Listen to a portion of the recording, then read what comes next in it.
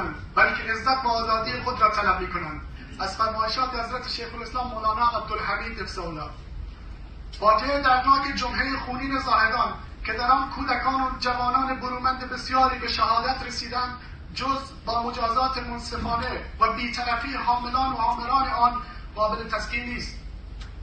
در این راستا طایفه شهبخش خواهان تشکیل کمیته مستقل و بی‌طرف است تا مرتکبین این فاجعه را دستگیر، محاکمه و به اشد مجازات برسانند.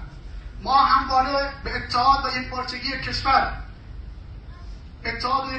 کشور عزیزمان ایران اندیشیده ایم و اکنون نیز همصدا با همه ایرانیان خواهان احقاق حق خود هستیم. ما هرگز نخواسته ایم و نگذاشته ایم ذره‌ای از خاک ایران به دست بیگانگان بیفتد که تاریخ گویای این ادعاست. از این رو نسبت دادن برچسب‌هایی مانند تجزیه طلبی و جدایی طلبی به مردم شریف بلوچ را شدیداً مردود می‌شماریم و از این پس نیز در مقابل هر قدرتی که قصد تعدی و تعرض به خاک پاک ایران را داشته باشد نیستیم. ما همچنین حمایت و پشتیبانی همه جانبه این طایفه را از موضع‌گیری به حق حضرت شیخ الاسلام مولانا عبدالحمید در خصوص واقعه جمعه خونین زاهدان اعلام می‌کنیم.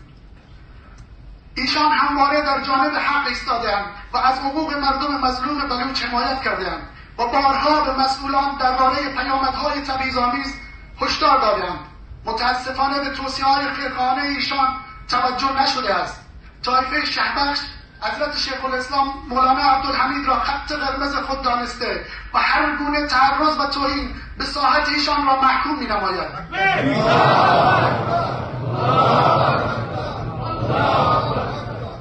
اینک وقت آن فرا رسیده است که مسئولان از شعار وحدت گذر کنند و در عمل با تشکیل کمیته حقیقتیاب مستقل، آزاد کردن بازداشتی‌های اخیر و مجازات عاملان واقعی حسن نیت خویش را در تحقق وحدت نشان دهند. السلام علیکم و رحمت الله و برکاته. طایفه شهبخش.